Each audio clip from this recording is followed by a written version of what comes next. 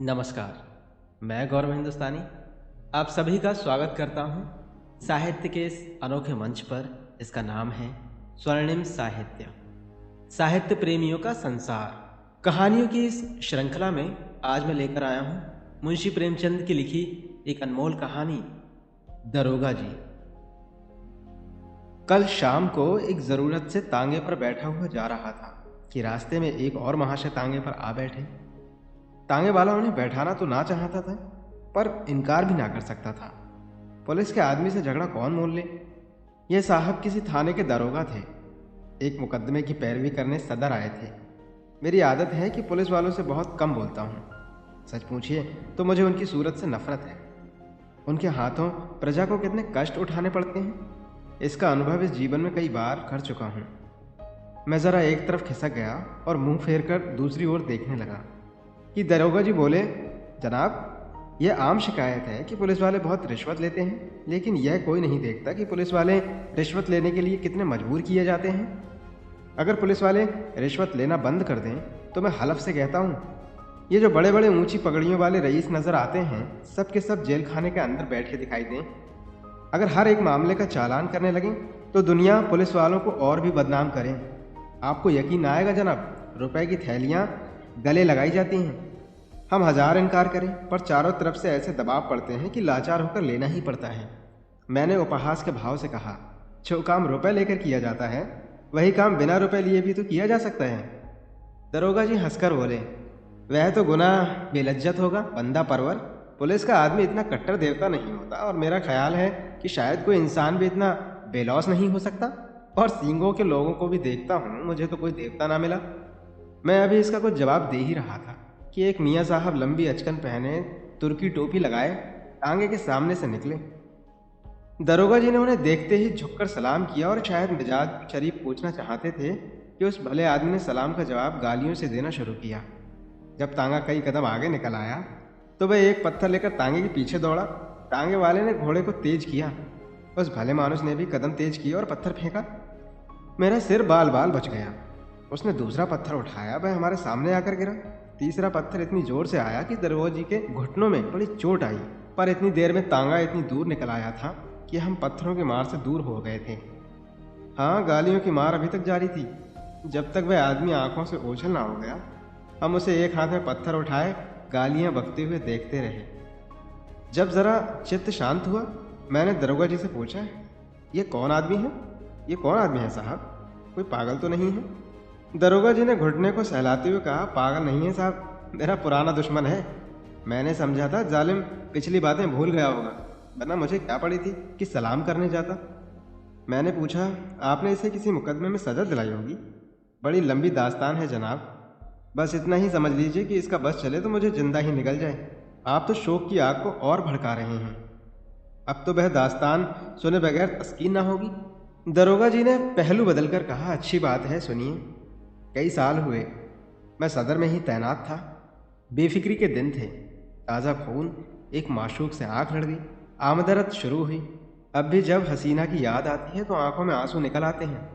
बाजारू औरतों में इतनी हया, इतनी मुरब्बत मैंने नहीं देखी। 2 साल उसके साथ इतने ऐसे गुजरे कि आज भी उसकी याद करके रोता हूँ, मगर किस्से को बढ़ाऊंगा नहीं, वरना अधूरा ही रह जाएगा। मुख्तसर यह कि 2 साल के बाद मेरे तबादले का हुक्म आ गया। 2 साल के बाद मेरे तबादले का हुक्म आ गया। उस वक्त दिल को जितना सदमा पहुंचा, उसका जिक्र करने के लिए दफ्तर चाहिए। बस यही जी चाहता था कि इस्तीफ़ा दे दूं।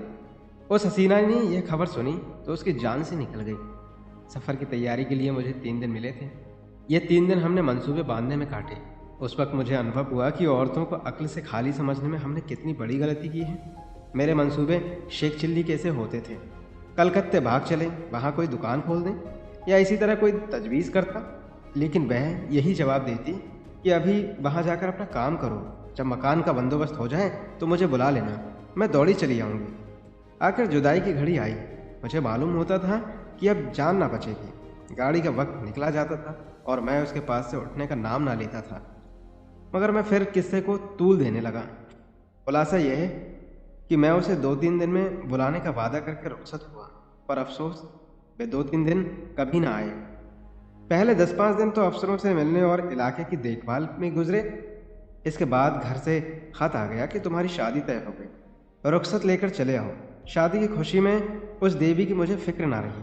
शादी करके महीने भर बाद लौटा तो बीबी साथ थी, रही सही याद भी जाती रही। उसने 1 महीने के बाद एक खत भेजा, पर मैंने उसका जवाब ना दिया।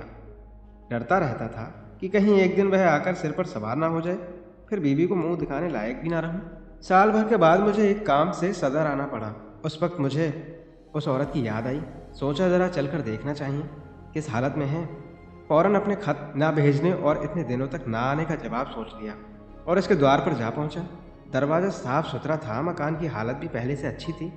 दिल की खुशी हुई कि इसकी हालत उतनी ख़राब नहीं है जितनी मैंने समझी थी। और क्यों ख़राब होने लगी? मुझ जैसे दुनिया में क्या और आदमी ही नहीं है? मैंने दरवाज़ा खटखटाया। अंदर से वह बंद था। आवाज़ आई, कौन है? मैंने कहा, वाह इतनी जल्दी भूल गई, मैं हूँ बशीर। कोई जवाब ना मिला। आवाज़ उसी की थी, इसमें शक नहीं।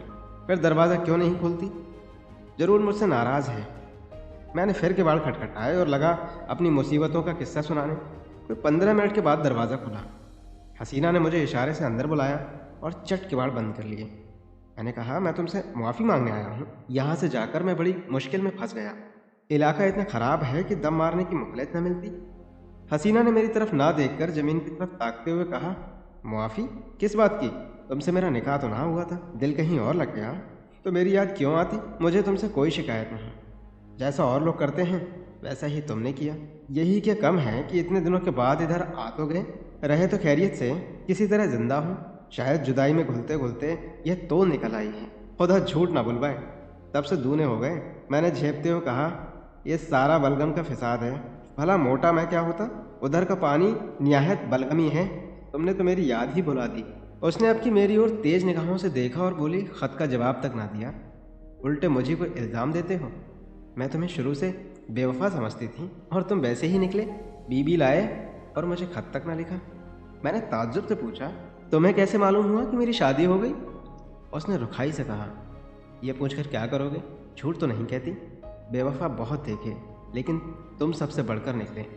तुम्हारी आवाज़ सुनकर जी में तो आया कि धुतकार दूं, लेकिन यह सोचकर दरवाज़ा खोल दिया कि अपने दरवाजे पर किसी को क्या जलील करूं। मैंने कोट उतारकर खूंटी पर लटका दिया, जूते भी उतार डाले और चारपाई पर लेटकर बोला, लैली देखो, इतनी बेरहमी से पेश ना हो। मैं तो अपनी खताओं को खुद तस्लीम करता हूँ और इसीलिए अब तुमसे मुआफ़ी मांगने आया हूँ। ज़रा अपने नाजुक हाथों से एक पान तो खिला दो। सच कहना, तुम्हें मेरी याद काहे को आती हो?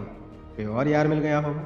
लैली पानदान खोलकर पान बनाने लगी कि एकाएक किसी ने किवाड़ खटखटाया। मैंने घबराकर पूछा, ये कौन शैतान आ पहुँचा? हसीना ने होठों पर उंगली रखते हुए कहा, ये मेरे शौहर हैं। तुम्हारी तरफ से जब निराश हो गई तो मैंने इनके साथ निकाह कर लिया। मैंने त्योरियां चढ़ाकर कहा, तो तुमने मुझसे पहले ही क्यों ना बता दिया? मैं उल्टे पाँव लौट ना जाता। यह नौबत क्यों आती? न जाने कब की यह कसर निकाली। मुझे क्या मालूम ये इतनी जल्दी आ पहुँचेंगे। रोज़ तो पहर रात गए आते थे, पर तुम इतनी दूर से आए थे, तुम्हारी कुछ खातिर भी तो करनी थी। यह अच्छी खातिर की। बताओ अब मैं कहाँ जाऊँ? मेरी समझ में खुद कुछ नहीं आ रहा है। या अल्लाह, किस अजाब में फंसी। इतने में उन साहब ने दरवाज़ा खटखटाया। ऐसा मालूम होता था कि किवाड़ तोड़ डालेगा। हसीना के चेहरे पर एक रंग आता एक रंग जाता था। बेचारी खड़ी कांप रही थी, बस जबान से यही निकलता था, या अल्लाह रहम कर। बाहर से आवाज़ आई, अरे तुम क्या सरे शाम सो गई? अभी तो 8 भी नहीं बजे। कहीं सांप तो नहीं सूंघ गया? अल्लाह जानता है, अब और देर की तो किवाड़ चिड़वा डालूंगा। मैंने गिड़गिड़ाकर कहा, खुदा के लिए मेरे छिपने की कोई जगह बताओ। पिछवाड़े कोई दरवाज़ा नहीं ना? संडास तो है। सबसे पहले वह बही जाएंगे। अच्छा, वह सामने कोठरी कैसी है? हाँ है तो, लेकिन कहीं कोठरी खोल कर देखा तो? क्या बहुत डबल आदमी है? तुम जैसे 2 को बगल में दबा लें तो खोल दो कोठरी। वह जो ही अंदर आएगा मैं दरवाज़ा खोलकर निकल भागूंगा। हसीना ने कोठरी खोल दी। मैं अंदर जा घुसा। दरवाज़ा फिर बंद हो गया। मुझे कोठरी में बंद करके हसीना ने जाकर सदर दरवाज़ा खोला और बोली, क्यों किवाड़ तोड़े डालते हो? आ तो रही हूँ। मैंने कोठरी के किवाड़ों के दरवाज़ों से देखा, आदमी क्या पूरा देव था। अंदर आते ही बोला, तुम सरेशाम से सो गई थी? हाँ, ज़रा आँख लग गई थी। मुझे तो ऐसा मालूम हो रहा था कि तुम किसी से बातें कर रही हो। वहम की दवा तो लुकमान के पास भी नहीं। मैंने साफ सुना, कोई ना कोई था ज़रूर। तुमने उसे कहीं छिपा रखा है। इन्हीं बातों पर तुमसे मेरा जी जलता है। सारा घर तो पड़ा है, देख क्यों नहीं लेते? देखूंगा तो मैं ज़रूर ही, लेकिन तुमसे सीधे सीधे पूछता हूँ, बतला दो कौन था? हसीना ने कुंजियों का गुच्छा फेंकते हुए कहा, और कोई था तो घर में ही होगा ना, लो सब जगह देख आओ। कोई तो है नहीं कि मैंने कहीं छिपा दी हूँ। वह शैतान इन चकमों में ना आया, शायद पहले भी ऐसा ही चरखा खा चुका था। कुंजियों का गुच्छा उठाकर सबसे पहले मेरी कोठरी के द्वार पर आया और उसके ताले को खोलने की कोशिश करने लगा। गुच्छे में उस ताले की कुंजी ना थी। बोला, इस कोठरी की कुंजी कहाँ है? हसीना ने बनावटी ताज्जुब से कहा, अरे तो क्या उसमें कोई छिपा बैठा है? वह तो लकड़ियों से भरी पड़ी है, तुम कुंजी दे दो ना। तुम भी कभी कभी पागलों के से काम करने लगते हो। अंधेरे में कोई सांप बिच्छू निकल आए तो? ना भैया, मैं उसकी कुंजी ना दूंगी, बला से सांप निकल आएगा। अच्छा ही हो निकल आए, इस बेहयाई की जिंदगी से तो मौत ही अच्छी। हसीना ने इधर उधर तलाश करके कहा, ना जाने उसकी कुंजी कहाँ रख दी, ख्याल नहीं आता। इस कोठरी में तो मैंने और कभी ताला नहीं देखा। मैं तो रोज लगाती हूँ, शायद कभी लगाना भूल गई हूँ, तो नहीं कह सकती। तो तुम कुंजी ना दोगी? कहती तो हूँ, इस वक्त नहीं मिल रही है। कह देता हूँ कच्चा ही खा जाऊंगा। अब तक तो मैं किसी तरह जब्त किए खड़ा रहा, बार बार अपने ऊपर गुस्सा आ रहा था कि यहाँ क्यों आया, ना जाने ये शैतान कैसे पेश आए, कहीं तैश में आकर मार ही ना डाले। मेरे हाथों में तो कोई छुरी भी नहीं। या खुदा, अब तू ही मालिक है। दम रोके हुए खड़ा था कि एक पल का भी मौका मिले तो निकल भागूं, लेकिन जब उस मर्दूद ने किवाड़ों को जोर से धमधमाना शुरू किया, अब तो रूह ही फना हो गई। इधर उधर निगाह डाली कि किसी कोने में छिपने की जगह है या नहीं। किवाड़ के दराजों से कुछ रोशनी आ रही थी। ऊपर जो निगाह उठाई तो एक मचान सा दिखाई दिया। डूबते को तिनके का सहारा मिल गया। उछक चाहता था कि ऊपर चढ़ जाऊं कि मचान पर एक आदमी को बैठे देखकर उस हालत में मेरे मुंह से चीख निकल गई। यह हजरत अचकन पहने, घड़ी लगाए, एक खूबसूरत साफा बांधे उकड़ू बैठे हुए थे। अब मुझे मालूम हुआ कि मेरे लिए दरवाज़ा खोलने में हसीना ने इतनी देर क्यों की थी। अभी इनको देख ही रहा था कि दरवाजे पर मूसल की चोटें पड़ने लगीं। मामूली किवाड़ तो थे ही, 3-4 चोटों में दोनों किवाड़े नीचे आ रहे और वह मर्दूद लालटेन लिए कमरे में घुसा। उस वक्त मेरी क्या हालत थी, इसका अंदाज़ा आप खुद कर सकते हैं। उसने मुझे देखते ही लालटेन रख दी और मेरी गर्दन पकड़कर बोला, अच्छा आप यहाँ तशरीफ़ रखते हैं, आइए आपकी कुछ खातिर करूँ। ऐसे मेहमान रोज़ कहाँ मिलते हैं। यह कहते हुए उसने मेरा एक हाथ पकड़कर इतने ज़ोर से बाहर की तरफ ढकेला कि मैं आंगन में औंधे जा गिरा। उस शैतान की आंखों से अंगारे निकल रहे थे। मालूम होता था उसके होंठ मेरा खून चूसने के लिए बढ़े आ रहे हैं। मैं अभी ज़मीन से उठने भी ना पाया था कि वह कसाई एक बड़ा सा तेज छुरा लिए मेरी गर्दन पर आ पहुंचा। मगर जनाब, हूँ पुलिस का आदमी। उस वक्त मुझे एक चाल सूझ गई। उसने मेरी जान बचा ली, वरना आज आपके साथ टांगे पर ना बैठा होता। मैंने हाथ जोड़कर कहा, हुजूर मैं बिल्कुल बेकसूर हूँ, मैं तो मीर साहब के साथ आया था। उसने गरज कर कहा, कौन मीर साहब? मैंने जी खड़ा करके कहा, वही तो मचान पर बैठे हुए हैं। मैं तो हुजूर का गुलाम ठहरा, जहाँ हुक्म पाऊंगा उनके साथ जाऊंगा, मेरे इसमें क्या खता है। अच्छा, तो कोई मीर साहब मचान पर भी तशरीफ रखते हैं? उसने मेरा हाथ पकड़ लिया और कोठरी में जाकर मचान पर देखा। वह हजरत सिमटे सिमटाए भीगी बिल्ली बने बैठे थे। चेहरा ऐसा पीला पड़ गया था गोया बदन में जान ही नहीं।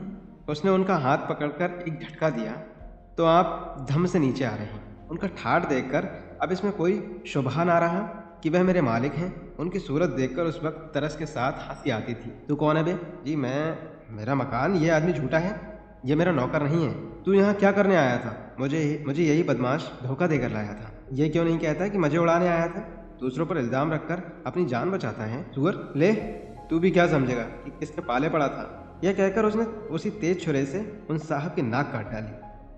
मैं मौका पाकर बेतहाशा भागा, लेकिन हाय हाय की आवाज़ मेरे कानों में आ रही थी। इसके बाद उन दोनों में कैसी छनी, हसीना के सिर पर क्या आफत आई, इसकी मुझे कुछ खबर नहीं। मैं तब से 20 बार सदर आ चुका हूँ, पर उधर भूल कर भी नहीं आया। यह पत्थर फेंकने वाले हजरत वही हैं जिनकी नाक कटी थी। आज ना जाने कहाँ से दिखाई पड़ गए और मेरी शामत आई कि उन्हें सलाम कर बैठा। आपने उनकी नाक की तरफ शायद ख्याल नहीं किया। मुझे अब ख्याल आया कि उस आदमी की नाक कुछ चिपटी थी।